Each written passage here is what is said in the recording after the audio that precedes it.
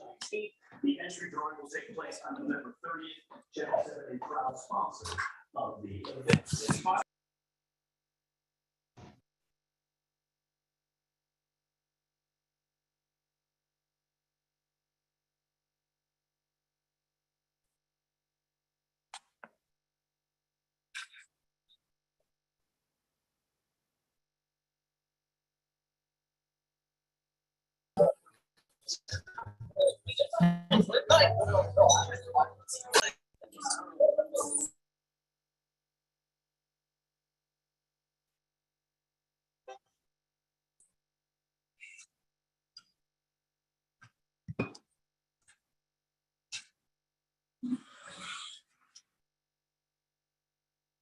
Julio, I have 6:30. I'm going to start the webinar and we should start to see attendees join us. Sounds good. Thank you. We don't have a quorum.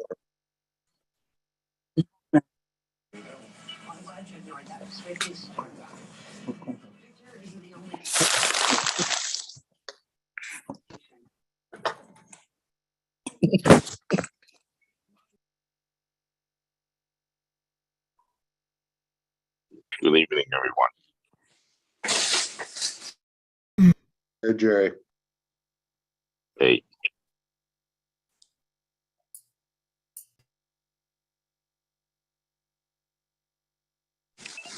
Hello. Hello, Nicole. Julio, I think we do have a quorum now. Hello. Hey, Kenny. Hey, how are you? Good. Let's wait another 2 minutes. Good evening, everyone. We're going to get started in just a few moments. Hope everyone's Good evening. the cold weather.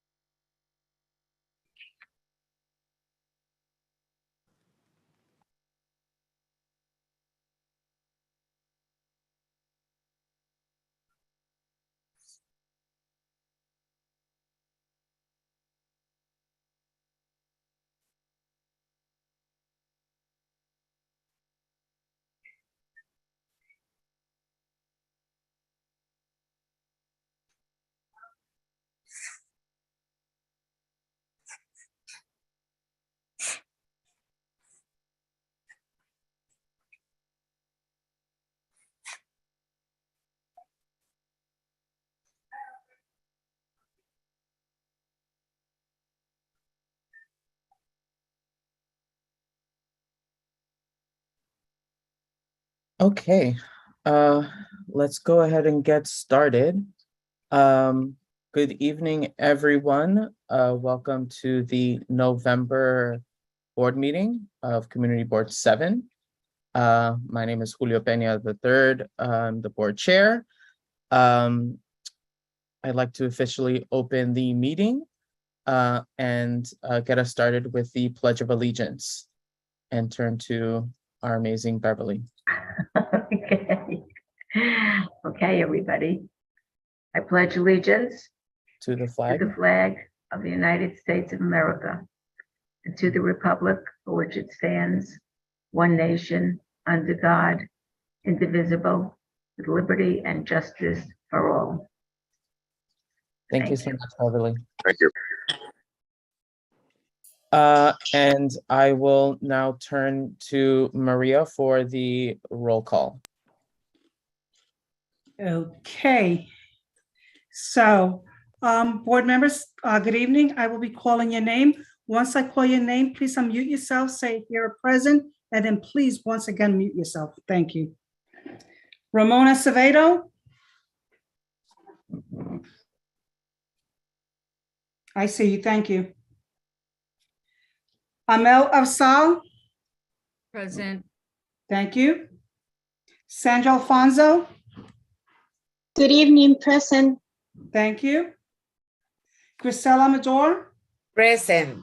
Thank you. Genesis Aquino. Genesis Aquino. Nicholas Azadian. Present. Thank you. Joan Body. Here. Thank you. Stacy Boyd. Stacy Boyd. Gladys Bruno. Gladys Bruno. Joseph Canale. Present. Thank you. Jerry Chan. Present. Thank you. Thank you. Justin Collins. Present. Thank you. Christina Das. Christina Das. John DeLuper. Present. Thank you. Beatrice DeSapio. Present. Thank you. David Estrada. Here. Thank you. Cynthia Felix. Present. Thank you. John Fontillis. John Fontillis. Ken Fung. Ken Fung. John Garcia. John Garcia. Cynthia Gonzalez. Here. Thank you. Diana Gonzalez. Diana Gonzalez. Hector Gonzalez. Here. Thank you. Kenny Guan. Yeah. Thank you. Nicole Huang. Here. Thank you. John Johnston. John Johnston. Beverly Kleinman. Present. Thank you. Waco. Waco. Barbara Lee.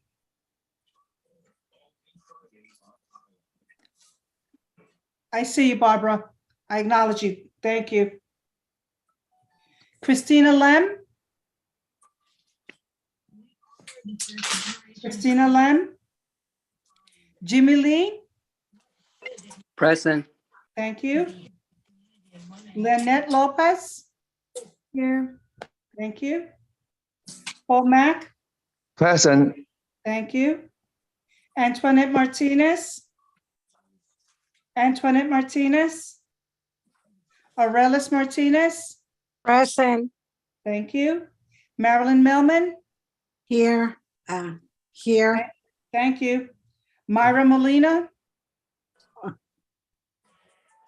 Myra Molina. Dan Murphy. Here. Thank you. Julio Pena III. Present. Thank you. Marilyn, can you please mute yourself? Rovika Roskinshaw. Rovika. Karen Rolnick. Present. Thank you. Pat Ruiz. Pat Ruiz. Damaris Santiago. Damaris Santiago. Sam Sierra. Sam Sierra. Victor Swinton. Present. Thank you. You're welcome. Cindy Vandenbosch. Present. Thank you. Catherine Walsh. Present. Thank you. And Cesar Zuniga. Present. Thank you. Roll call called. Thank you, Maria. I'd like to move to adopting of the minutes. I do want to make one correction, or addition, I should say. I would Miss the adoption of the agenda. Yes, the adoption of the agenda. I make a motion to adopt the agenda as written. I just want to make one addition. I'd like to add the discussion of the member handbook after the committee reports. And with that addition, is there a motion to adopt the agenda? I make the motion. Joan makes the I- motion. I second that. Motion by Joan, seconded by Jerry. Are there any objections? Seeing or hearing none, the agenda has been adopted.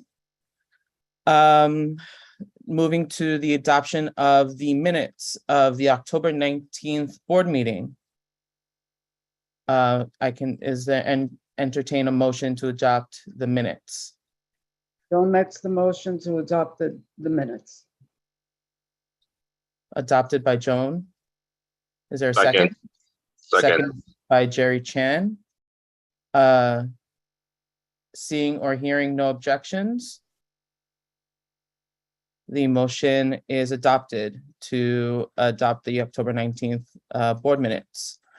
Now moving on to public comment, and I will ask Cindy to share the agenda. The first public comment is for items that are on the agenda of the meeting tonight for members of the public. So if you're a member of the public joining us this evening, you can raise your hand to comment on any item that is on the agenda. So feel free to do so now and we will call on you.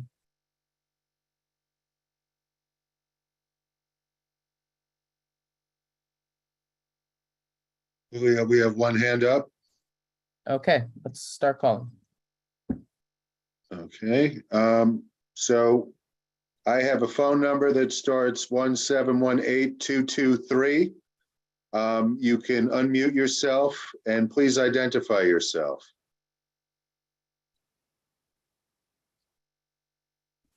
Phone number that starts 718223. Good evening. Hi. Can you hear me now?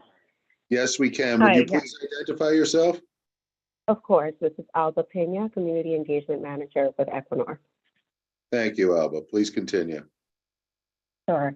I wanted to take this opportunity. As some of you know, we presented last week on our South Brooklyn Marine Terminal 30% design. Wanted to take this opportunity to not only thank the subcommittee for giving us that opportunity last week, but for allowing us to speak today briefly. We're very appreciative of the feedback, the questions, the concerns that were raised last week, and we're currently reviewing that internally with our team and the engineers on how best to incorporate what we've heard. I also want to reiterate that we want to continue this dialogue, and if schedules allow, we would love to come back to the subcommittee early next year to further discuss the design plans and dive deeper into some of the initiatives that we have underway pertaining to this community. Some of you may have heard that yesterday we announced the launch of an offshore wind ecosystem fund dedicated to support a sustainable growth, racial equity, climate justice, and the offshore wind ecosystem in New York City. Last week, we also mentioned the development of an offshore wind learning center that we're looking to establish within the community. We're still assessing the siting of this space, but it's going to create a lot of opportunities for the community to have access to this new industry and create some tangible connection to the South Brooklyn Marine Terminal's development. And we also finalized the Offshore Wind Innovation Hub space next to our project offices in Sunset Park. And all of these are community items that we would love to dive deeper into a further discussion, as well as the development of the design of the South Brooklyn Marine Terminal. Our hope is to follow up via NYCEDC to coordinate that and get on your agenda, hopefully in January after the holidays. And lastly, I wanted to make sure that we're making the community aware of upcoming virtual public hearings. So the Bureau of Ocean and Energy Management, BOEM, will be issuing a notice of availability for the Empire Wind Offshore Wind Project Draft Environmental Impact Statement, otherwise known as the DEIS, on November 18th. The South Brooklyn Marine Terminal Port Environmental Assessment is included as part of this process, which is why we're bringing this to your awareness. It initiates a 60-day public review period and comments period. And during this time, BOEM will be conducting 3 virtual public hearings to be held on December 7th at 5 p.m., December 13th at 5 p.m. and Thursday, December 15th at 1 p.m. We will be providing additional information to the board and the community. The registration to these hearings will not become available up until Friday. So once we have that information, we'll place it on a fact sheet and other communication as a way of ensuring that the community board is aware of what this process entails, the project, and what to expect as part of this process, and make sure that we're raising awareness within the community. But if you have any follow-up questions or concerns, we'll be sure to send you my contact information so that you can follow up with me directly. Thank you, Alba. If you are able to, from your phone, could you please put that in the chat or the Q&A? Any other I will hands? go ahead and start off. Thank you. Thank you. Any other hands? Julio, I see no other hands up right now. Thank you. Now moving on to committee reports. The first committee we have up is transportation. There is no vote required, but I will leave it to the chair, Katie Walsh, if there's any additional comments from the committee report. Yeah, I will be mindful because I know there are other votes required and probably other conversations that have to happen, but I do want to, of course, refer everyone to the minutes, but I also just really want to, these are the things to be listening for and to flag that have come up in recent meetings. The implications, we had a meeting where we had a presentation and learned about the implications for the BQE closures. I really would encourage you to look at the minutes and look at the slides. We asked a lot of questions around mitigation efforts and understanding what that would mean for our community in terms of rerouting and the weekends and implications with other work that's already happening on 3rd Avenue and 4th Avenue. We also asked about whether or not there would be following steps that other cities have done when they make these big, changes on the roads where they then offer free transportation. That seemed like that wasn't something that, had been considered yet, but they're basically trying to get people to stay off the roads. But outside of that are sort of not promoting any other alternatives. So that was something that we'd also raised. So BQE closures, please, take a look and understand the implications for that. We can share the website too, that or the link that offers the timing for when that happens. A second discussion that happened was Brooklyn car share. So we were informed by DOT around car share spots that were being proposed on 44th and 45th between 5th and 6th. So we had a lot of questions around how those were selected, the timing, why those spots, why not elsewhere, why this company, not elsewhere. So actually, as a follow-up, they would like to do a follow-up to discussion from that meeting with car share. So that is like to be continued in another transportation meeting. I also want to signal that I attended in person and John DeLuper attended virtually. And I really hope, sorry if I'm not capturing anyone else from the board or the community was there, but there's also the BQE revisioning series. So there was a meeting last Monday in person. And then the week prior, it was virtually on what is the future of the BQE, specifically at our corridor here in South Brooklyn. There will be another series of meetings that happen in March. We really should go. And I would really encourage everybody, we'll do our best to continue, like when we get these notices of when things get scheduled, to get it out to everybody, but really want to encourage you. We basically looked at the maps, referred to it, talked about the future of the BQE. This is for anyone in the community. So we really want to get the word out about that. And then the other thing to bring to everyone's attention is just that the 3rd Avenue study, we've been told that DOT is planning on doing a 3rd Avenue study and are going to engage us on this for the early part of 2023 in terms of what community engagement looks like. We have a discussion with them scheduled, and then we want to talk about this in a transportation committee meeting. Again, we have to get that on the calendar, but these things are all happening at the same time. And I don't want to take the mic for too much longer, but John, is there anything else you'd want to add? John, who's the vice chair? Yeah. Thank you. Sorry, was looking for that unmute button. Yeah, we also did have some discussion about the possibility of writing a letter related to some of the 3rd and 4th Avenue safety issues that have come up repeatedly. Especially the questions about why the DOT did not include the bollards that were requested at 3rd Avenue, and some of the 4th Avenue concerns about the bike lane and why some of the projects are required to preserve it, but the main one that was discussed in a previous month is not, as well as some of the design issues, specifically related to left turns and concrete medians and some of the other stuff. So there may be additional discussion on that in the future, but as Kay said, the committee has a packed agenda, has discussed many things, and so that may be revisited as well soon. So we'll keep you posted.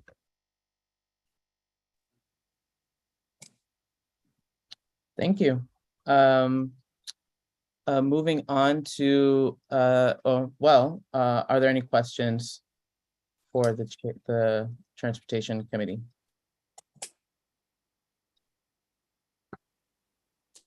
Seeing none, thank you. Moving on to the Parks Committee.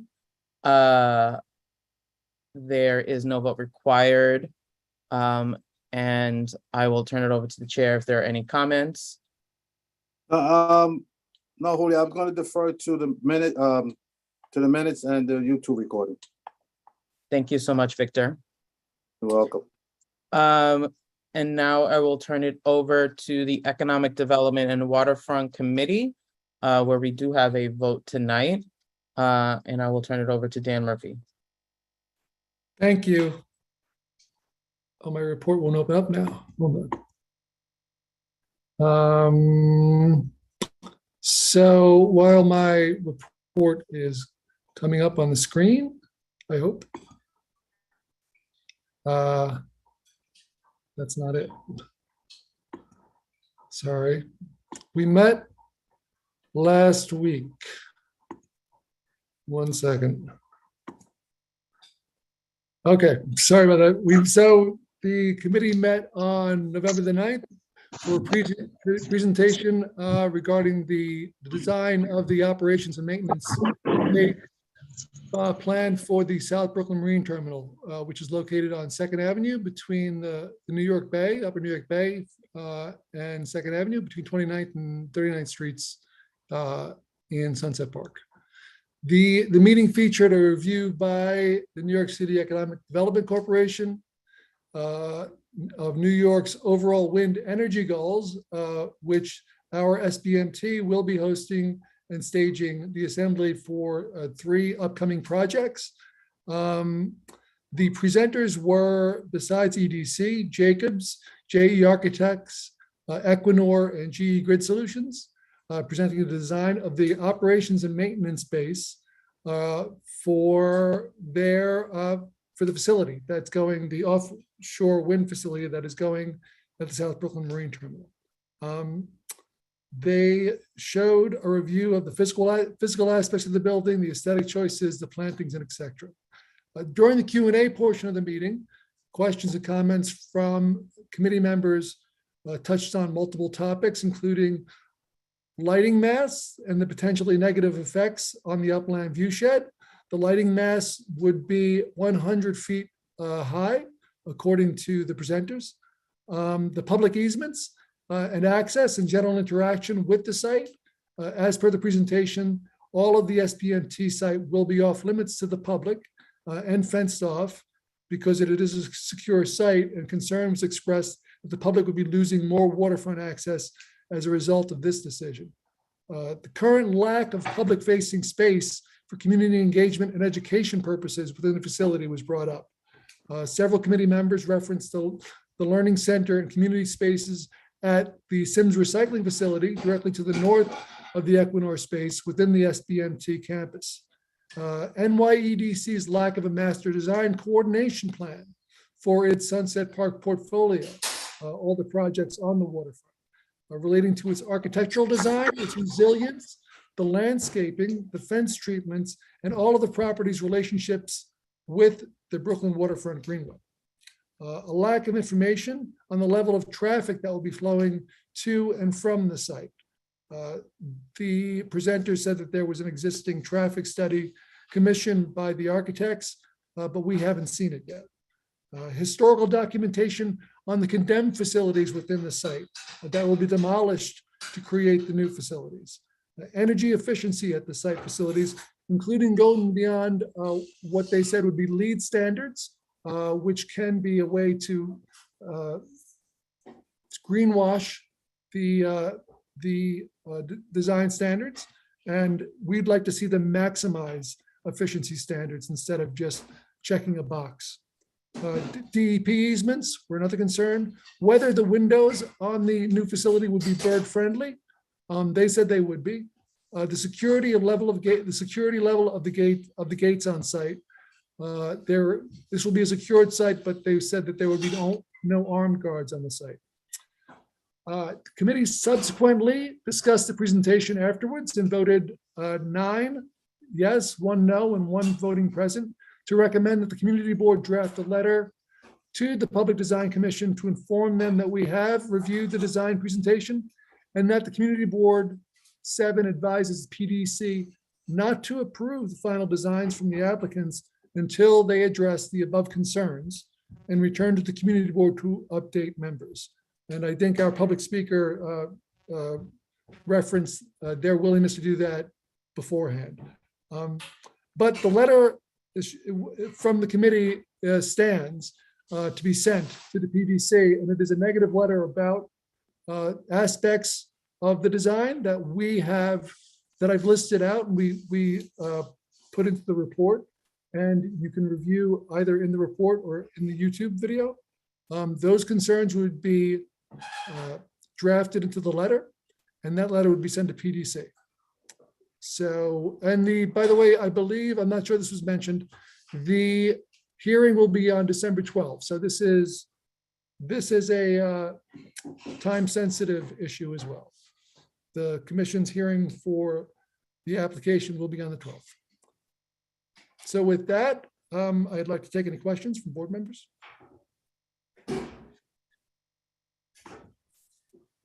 With the chair's permission. And just to clarify, Dan, the committee voted 9 in favor, 1 no, 1 voting present to not approve until the questions were addressed. Yes, pretty Okay. much. That pretty much sums it up. We're a no on this until those concerns are addressed. We can always put language in the letter that says that what we are for, of course, we are for sustainable industries and that kind of use on the waterfront. So in order to clear up any confusion that this is just us throwing rocks at a new facility. No, we've part of the process that brought this here, and we were just seeing it through to its final design when they cut the ribbon on it. Understood. And I think, just speaking personally, this board has been very clear that we support the working waterfront as well as green infrastructure. So I think adding that language would be perfectly amenable. Are there any questions? Pat, was that, sorry, Cindy, your hand is up, I'm sorry. And then Pat. Sorry, I just wanted to clarify, was it that the vote was that we were going to send a letter that they made the presentation? Or was it that we would not approve until they came back and responded to our questions? Is that they would not approve, we would not approve? Both. At that point? Okay, so it's we'll send a letter, like once they come back, then we'll send a letter acknowledging they presented, and we'll state what we support and concerns that we have that might be outstanding. Yeah. Okay, I just wanted to clarify. Exactly. This isn't a noxious use we want to get rid of. This is a project becoming that we want to have as much of a say in its final creation as we can. Yes. I'll say that because I need to state that I'll be voting present as I did at the committee because of a relationship with EDC through my work. Thank you. Thank you. Pat? My apologies, I was late, so I don't know if anyone else said anything about this, but my big concern with that presentation was all that fencing and no access for the public to get on there. And I hope that that's one of the things that's stipulated in our response. Thank you. It will be. It will be hopefully front and center in the composition of the resolution. And also, along with that, the asks for the public-facing amenities within the facility, you know, a la Sims, or even going beyond that. You know, this is an opportunity for a lot of different cohorts upland. I do have one question, and maybe Dan, you know the answer. What is so top secret in that place? I don't know offhand. We're talking about, this presentation was specifically about the design of these buildings. So they may, and they were speaking about access to those buildings. Having said that, I don't know why they would be so top secret about those buildings, other than, you know, your normative security issues. Yeah, but they just made it seem like, you know, if you just don't have access, you just can't walk in there. You know, unlike, and I hate Most saying buildings you it. can't walk in. I mean, you know, that's fine, but they're talking about things like the fencing. The fencing was kind of prison-like, and the rail tracks. You know, they always bring up rail tracks as a security issue. I know lots of people who got hit by cars. I never met a person who got hit by a train. Honestly, I mean, it's a concern. Yes. So it's a concern. It's just that you generally know where trains are going and where they're not. You can't say that with cars all the time. So I think it's an overblown issue. Concern about trains. Just my biggest pet peeve is not having access to the waterfront. Folks not being able to walk in there and see, even if you're not allowed in the building, but to see what's there, you know? That's my thing. I agree, and the letter should reflect that. I have a hand up from Nick Azadian. I'll be brief. It's just really to clarify. So for port facilities, there are certain access restrictions. So that's part of what they're doing. However, they did not need to restrict as much of the facility as they're doing. So I think it really just needs to cater to whatever you legally have to restrict for federal guidelines, you do, but everything else should be open. I think that's kind of the intent of what we'd like. Thank you for that clarification. Katie Walsh. Yeah, I just, this was a question or an offer. I know the timing is really short. We're not the first community that is, you know, I mean, maybe in New York, but I'm kind of going through this process. Would it be helpful for us to talk to anyone else who's gone through this, Dan? In terms of understanding design? Yeah. There was a sense, there's one of the issues that came up in the presentation, I think, was this was a very professional presentation, and it was almost like it was being made to a convention of engineers and architects and not to a community board. And they were also, and maybe that's how they roll in Oslo, you know, but you know, so they were very nice. You just have to basically say, well, you know, we just have to explain to them, like, this is Brooklyn, this is Sunset Park, and we have certain requirements here, and they don't line up specifically with perhaps the corporate nature, even if that's, you know, even if it's a positive corporate nature, we just kind of have to nudge them towards what we'd like to see there. And I bring that up because you mentioned other places. I mean, maybe we'll see what they do. What do they do in their home country where they have these facilities all over the place? They showed a lot of facilities in and around Oslo. Or, you know, a lot of offshore wind facilities that aren't in the United States. If you can find some that are, this is a new industry, and what they've done and any community benefits that have come along with those, that'd be great.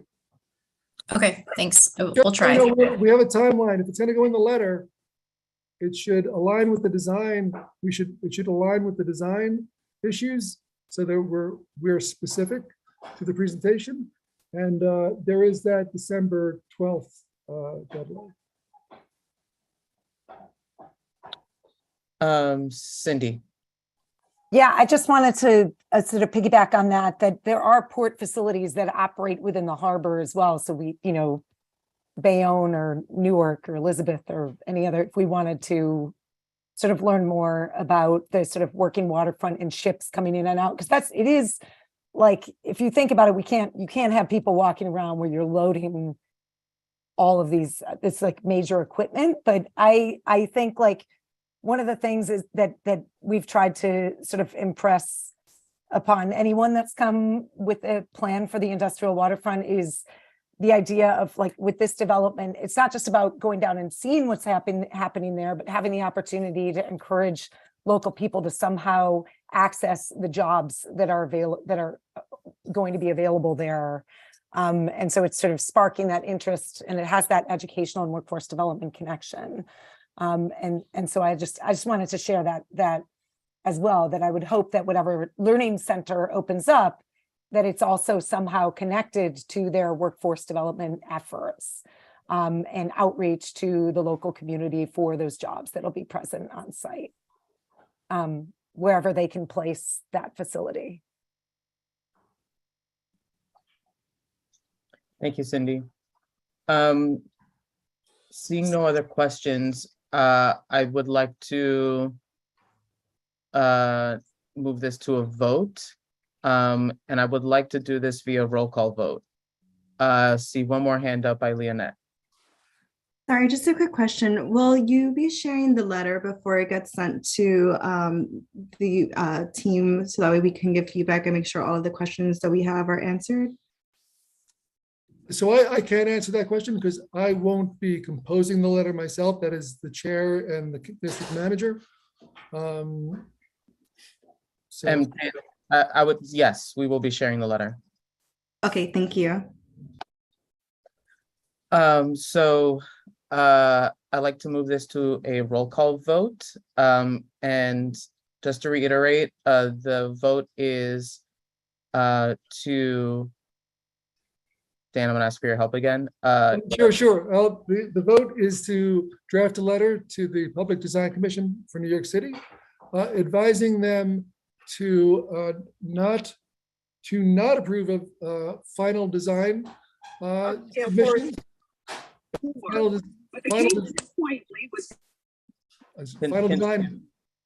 Final design submissions from the applicants until the concerns expressed by the community board at the November 9th meeting are addressed. Okay, thank you. That would be an itemized. I can go over some of the main issues, but I think the board knows them. We just been discussing them for 10 minutes. So a yes vote is to not approve, and a no vote is to go against the committee's recommendation. Yes, well, the yes vote is to approve of a letter. Correct. Not that asks the PDC to. That's less confusing. A yes vote is to approve of the letter. Yeah, that's a crucial, just jumping in, that's a crucial point. We're not voting on the project. We're voting on whether or not we communicate that our community wants something better, and we want our concerns addressed in some form, but we're not voting up or down on the project, which we've already expressed we highly favor. Thank you for the clarification. Great. I will ask Maria if she can call the roll, or Jeremy, are you calling roll? I take care of the votes. Thank you. Good evening, everybody. So let's start with Ramon Acevedo.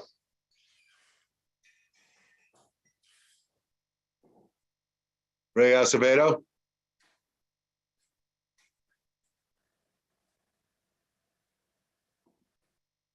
I did not receive a vote from you, Ray. Amel Afzal, Yes. thank you. Sandra Alfonso, Yes. thank you. Grisel Amador, Yes. thank you. Genesis Aquino. Genesis Aquino. Nick Azadian, Yes. thank you. Joan Body, Yes. thank you. Stacy Boyd. Stacy Boyd. Gladys Bruno. Gladys Bruno. Joseph Canali, Yes. thank you. Jerry Chan, Yes. thank you. Justin Collins, So I'm going to disclose what I don't believe is a conflict, but it's better to share anyway. So I have worked with EDC in the past, and we have had conversations with other organizations around the offshore wind stuff, but we're not under any contract or anything like that. But I do want to share that. I think it's okay to vote. If that's the case, I will vote yes. thank you. Jeremy, Christina- this is Stacy. My mute button was broken. I would like to vote yes. Thank you, Stacy. Christina Das, Yes. thank you. John DeLuper, Yes. thank you. Beatrice DeSapio, Yes. thank you. David Estrada, Yes. thank you. Cynthia Felix, Yes. thank you. John Fontillis. John Fontillis. Kin Feng. Kin Feng. John Garcia. John Garcia. Cynthia Gonzalez. Yes. Thank you. Diana Gonzalez. Yes. Thank you. Hector Gonzalez. Yes. Thank you. Kenny Guan. Yes. Thank you. Nicole Huang. Yes. Thank you. John Johnston. Yes. Thank you. Beverly Kleinman. Yes. Thank you. Wyco. Yes. Thank you. Barbara Lee. Yes. Thank you. Christina Lem. Christina Lem. Jimmy Lee. Yes. Thank you. Leonette Lopez. Yes. Thank you. Paul Mack. Paul Yes, Mack. I'm sorry. Thank you. Yeah, No thank you. problem. Antoinette Martinez. Antoinette Martinez. Aurelis Martinez. Yes. Thank you. Marilyn Melman. Yes. Thank you. Myra Molina.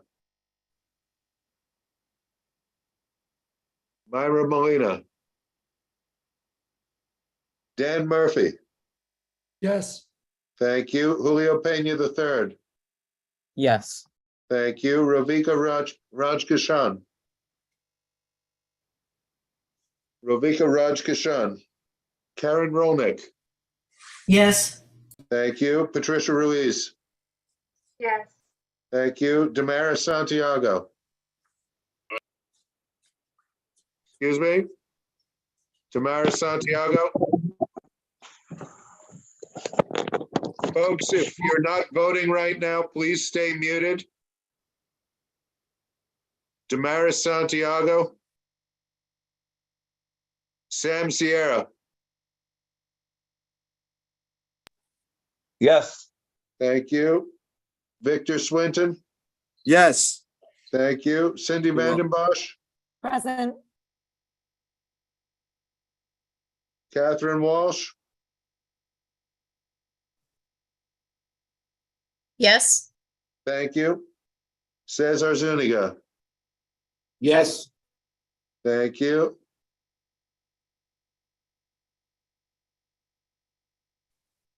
The vote is 36 in favor, 0 opposed, 0 abstentions, 1 voting present.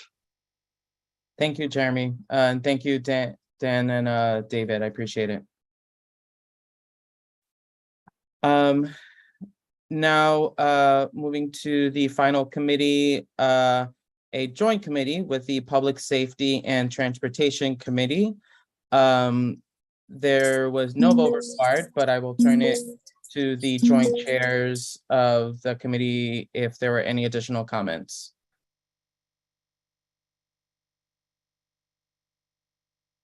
Hi, it's Cynthia. I don't have additional comments. I would like to refer everyone to the meeting minutes as well as the YouTube video. It was a very productive meeting. We met with Deputy Inspector Castro from the 72nd Precinct, as well as 2 of our transit district captains from Transit District 30 and 34. Our next meeting will be December 5th, where we will be meeting with the warden from the federal prison, as well as FDNY, who's going to give us some tips for holiday safety, as well as lithium batteries. So I hope everyone could join us then. Thank you. I don't know if Katie has anything to add. Thank you, Cynthia. Yeah, I'll just add that it was great to do this as a joint meeting. So we could also bring up related safety related to transportation and traffic.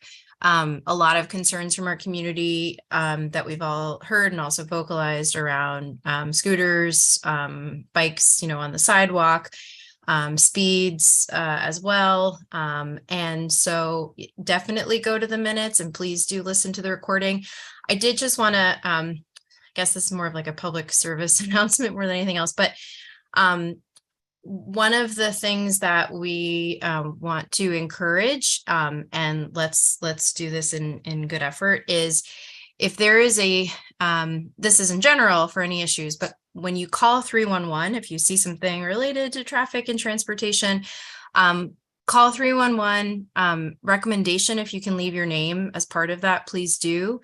And then send the number that you get to the community board.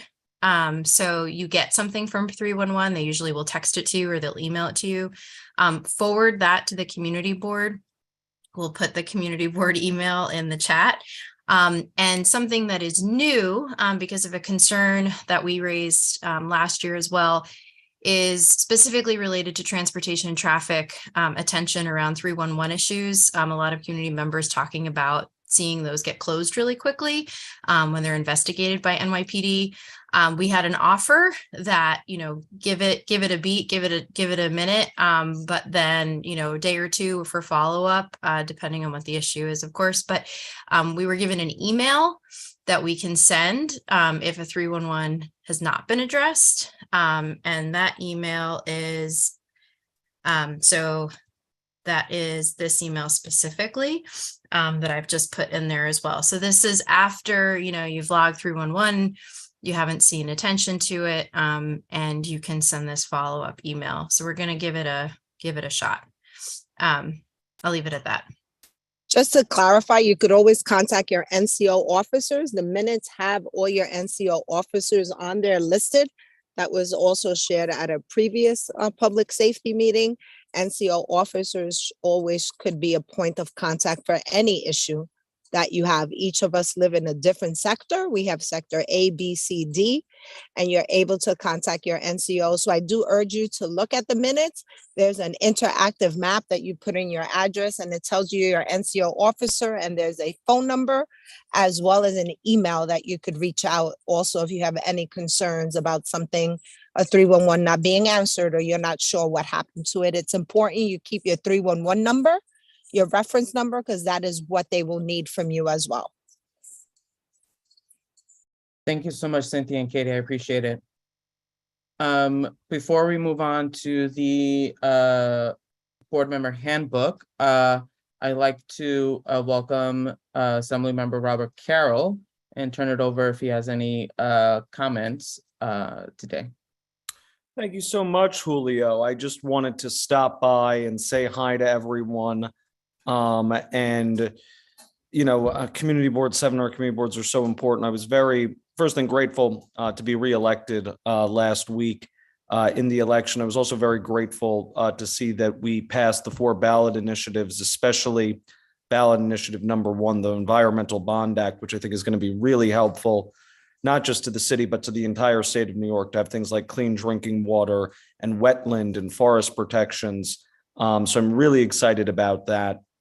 And the Forever Green issue for Community Board 7, and something that Community Board 7 has been very helpful on, especially Jeremy, the truck rerouting and detouring because of the BQE project down Caton Avenue. Last week, we unfortunately had someone die on Caton Avenue and Coney Island Avenue, hit by 2 cars. So this is really, really important that we stay on top of this, because Caton Avenue, of course, is the border between Community Board 7, 12, and 14. And we need to make sure that this is a safe route for all the individuals, families, and people who use that thoroughfare over the next year. So I hope that you'll all work with me to make sure that we hold DOT accountable to come up with a safe plan that's fair for all of Brooklyn. But I know you have a busy meeting. If there is a desperate question, I am always happy to answer them. We go back to Albany starting in January. There is a lot of really important work to do to make sure that we're funding our schools, working to improve our environment, and to protect things like a woman's right to choose, to get illegal guns off our streets. These issues, unfortunately, are harder because of certain things that have gone on in DC, but we are working hard, very hard, to make sure that we do the best we can here in Brooklyn and throughout New York. Thank you, Assembly Member. Are there any questions from board members?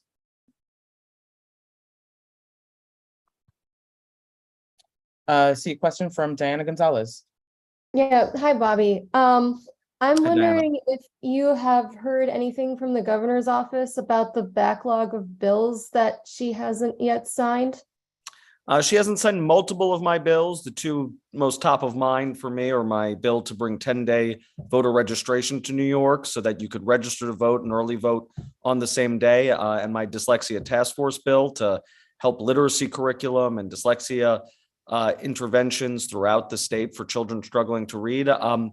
This is somewhat typical in an election year because the governor likes to not get herself in trouble with anyone. And so she has decided not to sign a lot of bills. I'm hopeful that over the next 6 weeks, she signs both of those bills and a number of other bills that are very, very important to New Yorkers, but happy to follow up offline if there's some specific ones that you would like my office to follow up on. Thank you. Any other questions? Thank you so much, Julio. Thank you, everyone. Thank you, Assembly Member. And the next item, the addition this evening was the board member handbook, which a lot of folks put a lot of heart and soul into. I'm going to share my screen very briefly. If this works. There we go. So I'm going to give a huge shout out to Karen, to Cindy, to John DeLooper. I'm going to forget a bunch of folks. A lot of people put a lot of work, heart and soul into the handbook. A draft went out. Days are starting to flow into each other already. I believe it was yesterday or today of the handbook. It is a really great resource for board members, new members, veteran members, in-between members. And I feel like I'm learning stuff myself in this handbook, but I think it will be a great resource for folks on pretty much everything CB7. I'm just going to highlight the table of contents. It's broken down pretty much the role of community board members, CB7 meetings, committees, information for committee chairs. The very end are the CB7 bylaws. Everyone should have received them in via email today. I'll stop sharing my screen so I can see everyone's face. I'm very, very incredibly excited about it. Again, the first one that came into everyone's inbox is just a draft. We're still finalizing just a few more areas, but I'm just incredibly excited about it. And I will pass it to some of the other folks who worked on it if there are any additional comments. Karen, go right ahead. I just wanted to mention that this is very much a living document. It will be updated annually, if not more often than that. And please read it. It's got information in there for new members and people who've been here for a while, because things do change and people need reminders. So I encourage everyone to look through it, and please send any feedback, additions, corrections, anything you want, send to Jeremy to forward to Cindy and I, and we will update it as needed. I can't think of really anything else. Just please read it and let us know if there's anything else needed. Cindy? We couldn't have done this without you, Karen. You have really shepherded this along through thick and thin. And I just wanted to express my gratitude because I don't know if everyone realizes just how much behind the scenes work and thought has gone into this. And especially Karen, I can't believe the amount of time you put into this. So I just wanted to express my sincere gratitude to you, as well as to John and Amel and Pat and all the people that have responded with their feedback so far. And we hope to hear from more people if there's ways we can make it better. Absolutely. Cesar. Yeah, I just want to echo what Cindy just said. And Cindy, I think you're being very modest because I think, I recall very vividly how emphatic you were for us to really get this done. And so I just really want to express my gratitude to everyone, but especially to Cindy and to Karen. Thank you guys, because this was a massive undertaking. Pat. I just wanted to encourage my fellow board members who have been on the board as long as I have and longer to please read it. They gave me the opportunity to go through it, and there were certain things that I let them know. And of course, people that are there longer than me, please read it and give your input. It's important. The more eyes that see it, the better it is for the future of the community board, because us old timers will be gone. And this is going to be a living document. So please look at it and share your wealth of knowledge and information. Thank you. Thank you, Pat. And just to echo that, I think one of the things I talked about when I became chair is that many of us will be term limited after a certain number of terms. Having this handbook will be our way of creating the toolkit so that board members have the capacity to pass on the tools that we've learned for newer board members, so that we can pass on all the things that we've learned over the course of, for some, 15 years, but for newer board members who come on, they have the resources and the knowledge that we have built on to pass that on for folks. So it's as if they're carrying on the decades of knowledge and experience to folks coming on. So I encourage everyone to please read it and pass along their feedback. Amel. Yeah, I just wanted to say, as a newer member, the handbook is so robust and so detailed. So just to echo the thank you and the work that went into it, it's incredibly helpful. So thank you. Thank you so much. And so now I will ask Maria if we can go to the second roll call of the evening. Okay, board members, I will be calling the names of those board members that were not present at the first roll call only. Hennis Aquino. Hennis Aquino. Stacy Boyd. Here. Thank you. Gladys Bruno. Gladys Bruno. Christina Dawes. Here. Thank you. John Fontillis. John Fontillis. Kin Fong. Kin Fong. John Garcia. John Garcia. Diana Gonzalez. Here. Thank you.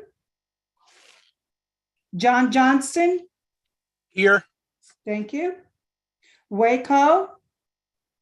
Yeah. Thank you. Christina Lem. Christina Lem. Antoinette Martinez. Antoinette Martinez. Myra Molina. Here. Thank you. Rovika Rashkinshan. Rovika Rashkinshan. Pat Ruiz. Here. Thank you. Damaris Santiago. Damaris Santiago. Sam Sierra. Sam Sierra. I can see you. I acknowledge you. Present. Okay, thank you. Second roll call done. Thank you, Maria. And now moving to the elected officials report, which I believe I'm turning to Natasha. Yes, you are. Okay. I have Frida Zarita from Senator Myri's office. Frida, if you're still on, please unmute yourself. Hi, everyone. How are you? I'm Frida. I'm Senator Myri's Director of Special Projects. Just a few quick updates for events that we're doing this week. We have 2 turkey / Thanksgiving event distributions happening. Let me just pull up the information real quick. So we have a harvest festival happening this Saturday, the 19th, starting at 11 a.m. We're going to have giveaways, entertainment, fresh produce. So definitely feel free to come. It'll be a great event. And we'll also have one this Friday, but that'll be kind of that'll be in Brownsville, but the Harvest Fest will be in Central Brooklyn. That's about it. I hope everyone has a safe Thanksgiving event with your family and your loved ones. Thank you.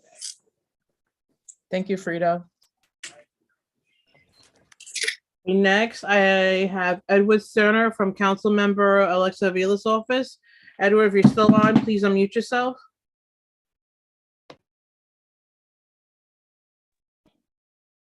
Hey, everyone. Good evening. Edward Cerna, Chief of Staff for Councilmember Alexa Avila. Excuse me if you hear some wind, I am outside. Quickly, there's this month is Puerto Rican Heritage Month. We are hosting a heritage event at City Hall tomorrow, November 17th. Doors will open at 5 p.m. and the event will start at 5:30 p.m. We are going to be honoring a Sunset Parker. I won't say who it is because I want you folks to go, but we'll be playing bomba and it'll be a good time. So definitely we'll send a flag to the board to circulate and encourage everyone to attend. We are still having our office hours in Chinatown. We've been consistently holding these for months now and have helped dozens, if not hundreds of constituents so far on a whole host of issues, including identity fraud, SNAP applications. And so our next office hours will be Saturday, November 19th from 11 to 3 p.m. December 9th, which is a Friday from 11 a.m. to 3 p.m. And then Saturday, December 17th from 11 a.m. to 3 p.m. And as always, these are in the offices of PCR, and want to thank Nicole, who is also a board member, for always being so gracious with her space there. This Sunday is World Day of Remembrance for victims of traffic violence. We are partnered with Get Women Cycling.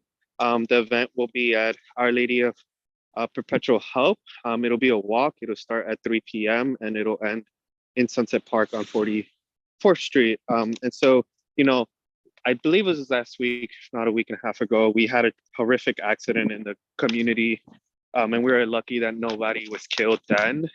But again, it just underscores that DOC needs to be doing much more in our community, and the council member is committed, and we'll be following up with DOC on, you know, the plan that was scraped late last year.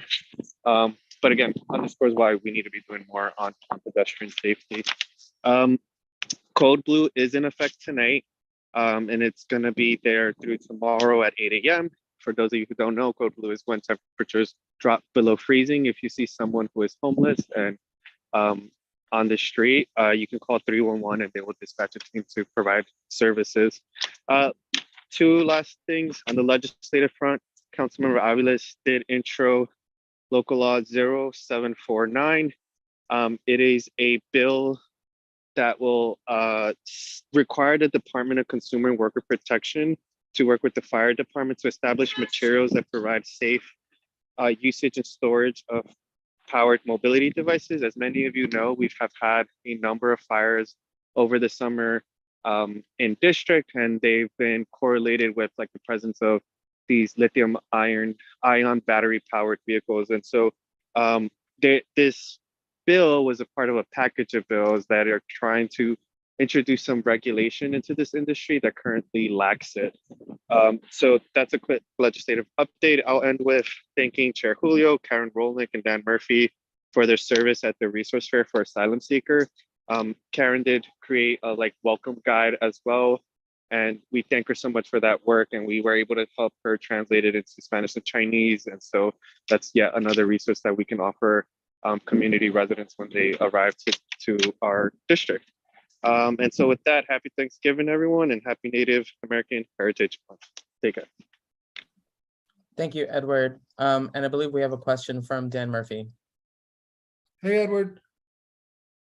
I just wanted to point out that Grizel Amador and Hector Gonzalez were also there at that resource fair. So I wanted to give them an echo shout out for being there. And thank you, Edward, for putting it together. No, thank you, and how dare I forget that. Thank you, Grisel, and everyone else. Just wanted to let you know there was obviously from one of the things that we saw there was a need for clothing, specifically winter clothing, and that I know that you can drop stuff off at your office. These are our neighbors, and some of them this is their first winter. So whatever we can give, I found they really appreciate it, and they were very discerning, and they know what they need. So I would just say, if there's any more information about that, you can give Edward. And I know that I've already dropped a couple of things off at your office in terms of clothing for children, and there's a lot of men there too. And so the sooner we can get them the clothing they need, apparel they need, they can get out of the shelters and get things done. Just want to point that out. Thanks. Thank you, Dan. Yes. Next, I have John Watkins from the Brooklyn District Attorney's Office. John, if you're still on, please unmute yourself.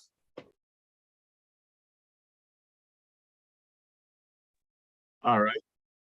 Good evening, everyone. John Watkins from the Brooklyn DA's office. And the DA sends his well wishes to everyone, especially during this Thanksgiving holiday season. And first of all, yesterday, DA Gonzalez, along with the NYC police commissioner, had a major press conference at our headquarters about the takedown of two very violent gang crews in Brooklyn. These people have been wreaking havoc in our communities, involving shootings at each other, and also hitting civilians that happen to be in the area, including a 4-year-old girl who was shot in the shoulder. who survived. And so you may have seen something in the media today about that, but this is something that the DA, along with our partners in the NYPD, take very, very seriously. And DA Gonzalez is very happy and appreciative to be working with all of the NYPD forces that are in Brooklyn to help mitigate these situations and to basically eradicate them. It's an ongoing process, but this is a major step. There are about 39 individuals who were arrested and are being prosecuted. The other thing is, just last evening, the DA was out in the community, as he is on most nights, at the Restoration Plaza. He was hosting and participating in a landlord-tenant summit to address some of the issues that tenants and landlords have. And so that was being done at Restoration Plaza. And I'll have some information on how people can find out what the outcome of that was, and getting information on any things that were resolved with that. Also, DA Gonzalez really is out in the community during this time of year at food drives, clothing drives. I know most evenings he's doing something, and he will be participating most of next week. I'm sure he'll probably even be out on Thanksgiving Day, involving food distributions, for Thanksgiving dinners and so forth. Lastly, a week and a half ago, the DA was interviewed on Sirius XM radio on the Lori Daniels Favors program, and that can be accessed if you go to Sirius XM and you can do a search for DA Eric Gonzalez, Brooklyn District Attorney, and he had some very interesting information during that interview that people in our community, as well as that's a nationwide, goes global, it's all over. So he was able to really highlight a lot of the things that he's doing in Brooklyn, along with our partners in the NYPD and other law enforcement agencies. Thank you so much, everyone. Have a wonderful Thanksgiving holiday, and I'll see you next week, next month. Take care. Thank you, John. I have Anastasia Yaskova from the Community Assistance Unit of the Mayor's Office. Anastasia, if you're still on, please unmute yourself. I don't believe she's still here, Natasha. Okay, that's it for my list. Thank you. Are there any other elected official representatives on? Please raise your hand. Seeing none. Okay, moving on to the chairperson's report. I will be very brief. Edward mentioned the Asylum Seekers Resource Fair we held in collaboration with a bunch of nonprofit organizations on October 28th. Really wanted to thank Grisel, Dan, Hector, Karen. A lot of organizations really came together. I'm gonna forget a bunch of them, but AMPS, CFL, the Healing Center, Center for Family Life, a ton of our neighborhood organizations. There's still a great need to support our newest neighbors, but it was very heartwarming and incredibly great to see our community come together when our folks need it the most. And it will not be the last time. I think that's also very important, that it's not something that's just one-off, that it's something that needs to continue happening. But a very special thank you to those who came out and supported. And again, thank you to Karen for updating the handbook, and the council member's office for getting it translated. I also wanted to mention, we earlier this week or last week, I forget now, myself, Katie, John, and Jeremy met with our fellow from the Fund for State of New York, and really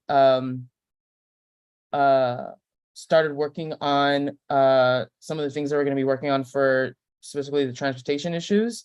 We're really excited to start working on our fellow and really getting to know them, and really just excited to see where the partnership will go, and outlining how they're going to be supporting this board and some of the issues that we're going to be tackling around transportation.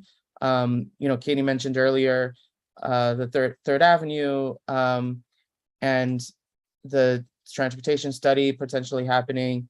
And I think a lot of the things that we're going to be talking about in the next couple of months, this fellow is really going to be supporting the neighborhood and supporting our work. So I'm very excited to get that started. The last thing I just wanted to mention, we did have a board member recently resign. Fred Wolf, unfortunately, due to work commitments, did have to resign from the board. He's been a board member for as long as I have, I believe, and I just wanted to thank and acknowledge his work. And he'll be missed, and just acknowledge and thank him and wish him well. And with that, if there are no questions, I will turn it to Jeremy for his district manager's report. Thank you, Julio, and thank you for taking my items on Fred Wolf and Dimitri. So I don't have to mention those now. Last month, this board voted 38-0 in favor of Intro 570 from our council member, Shahana Hanif, regarding the provision of language services for city agencies. I had the fortune to provide testimony at the Government Operations Committee, the City Council, on November 2nd. I testified, as I usually do at these things, with the two anecdotes I keep talking about, which is when DOT and MTA made us provide, well, didn't make us provide, but forced us to provide the translation services for reaching our constituents with their plans. So they wanted to put this information out into the public, but they wanted us with our tiny budget to provide the translation services. So I had the fortune of testifying in front of the Government Ops Committee. The next day, coincidentally, I also had an interview with a professor from Stony Brook, Christine Gilbert, who is studying access issues for communities with limited English proficiency, specifically when it comes to weather events. And I spoke to her about our needs for translation and interpretation services, the infrastructure needs, and the lack, such as the lack of Wi-Fi services in this community, the over-reliance on old technologies such as copper wiring. So hopefully our community is part of her study. On October 25th, I went to federal prison here on 29th Street, and I met our new warden, and Sekou Mat. He was actually an employee of, or a guard, I believe, at this prison over 20 years ago, and he's back as the warden now since the beginning of October. And he's actually going to be, Cynthia brought this up, coming to our December 5th Public Safety Committee, so you can meet him as well and ask him questions. So for the past 2 years, going back much further, for 32 years, we had a toy drive for the holidays. And for the past 2 years, unfortunately, due to COVID, we didn't feel we were able to handle that safely. This year, I'm happy to announce we're going to bring it back in a little bit of a limited fashion because we are getting close to Thanksgiving already. But this year, we're hopefully going to be providing toys for all the children in our family and domestic violence shelters. That's what we're looking to do this year. More information will be coming very shortly, including a flyer. And I hope to get that to all of you well before Black Friday. So I hope everybody's feeling generous. We were able to conduct a test hybrid meeting in our boardroom, which went pretty well, but our camera is not communicating with our remote control. So the sound was perfect. I just looked very blurry. So once we could, we have a request in for a new or repaired remote control. Once we're able to do that, once we get that, we should be able to have hybrid meetings in that room. Of course, we are still waiting on the mayor to lift the emergency declaration as well. Right now, it carries through close to the end of this month. There have been 11 new and renewal liquor licenses that have come in since our last board meeting. They are available for anybody who wishes to review them in the board office. And then finally, the police department comp stat has been emailed to all. Thank you, Jeremy. Any questions? Seeing none. Actually, Julio, I did have Go ahead. one other thing that I wanted to bring up. Tomorrow night, there's a public hearing for the Neighborhood Advisory Board, which deals with DYCD money.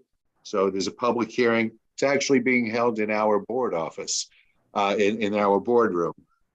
So there's a way to participate by Zoom. I believe we've already emailed this for folks, but you could also come in person. And it's at 6 p.m. tomorrow until 7:45. Thank you. It's very important. Any questions? Seeing none. Moving to old business.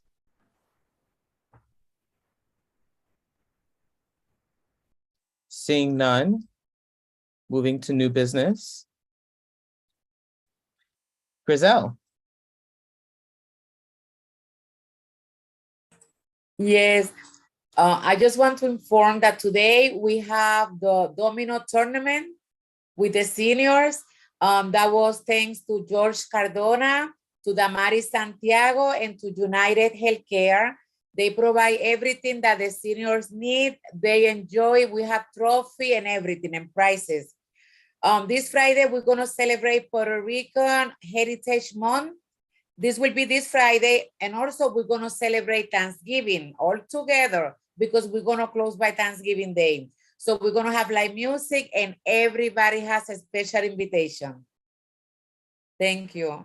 And we're going to have the toy drive, okay, Jeremy? So like years before, and also we provide to you and to other organizations who need it. Thank you. I don't have the privilege to do this, but please forgive me for being out of order. Every year, Griselle, your seniors were our top donor, so thank you. Our honor. Thank you. Thank you, Griselle. Excuse me. Any other new business items? Okay, moving on to public comment. Are there any members of the public who wish to comment in front of the board? You can raise your hand. Public, please raise your hand. Going once? Okay, I've got a hand up. Jorge Muniz Reyes, you can, oops, I'm sorry. You can unmute yourself. Hey, everybody. Hey, good evening. My name's Jorge. I live in Sunset. And I just wanted to just come tonight just real quick just to share. I think Edward touched on it briefly, but obviously like a really tragic incident just happened in the neighborhood that I'm sure concerns everyone, which is two, young girls, 6 and 7 years old, getting struck, really critically injured just a few blocks from where I live on 7th Avenue. And I know y'all are thinking big about transportation.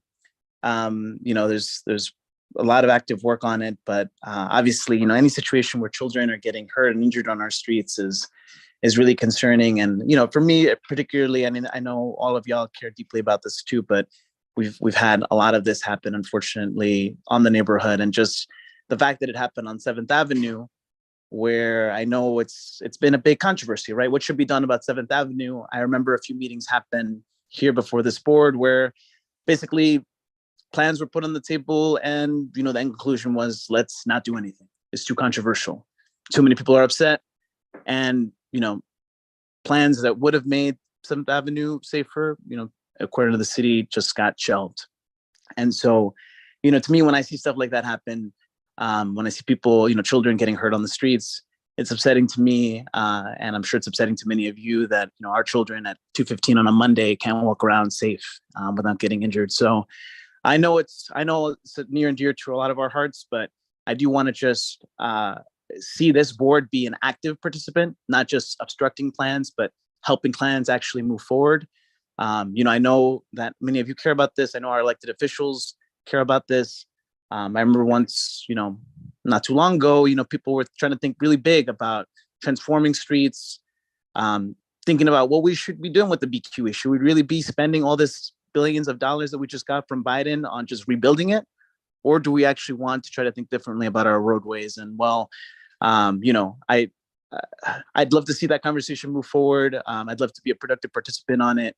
I know many of my neighbors care about it. So I know y'all care deeply about it, but I just want to put it on the agenda of this board that I would love to see a transportation committee really, really revisit the 7th Avenue plan, not just because of what happened, but just to have our neighborhood be moving forward. And I hate to see conversations get stuck that really could be improving the safety of our neighborhood. So that's just my comment I wanted to make before the board tonight. Appreciate y'all giving me a chance to share that. And I'll leave things there for the moment. Thank you. Thank you, Jorge. Thank you, Jorge. Any other members of the public wishing to comment? Seeing none, I'll entertain a motion to adjourn. Motion to I adjourn. second. Happy Thanksgiving. Thank you. Happy Thanksgiving, everyone. Happy Thanksgiving, everyone. Happy Thanksgiving. Happy Thanksgiving. Happy Thanksgiving. Jeremy? Okay. Thanksgiving. Bye-bye. Happy Thanksgiving. Happy Thanksgiving. Thanksgiving, everyone.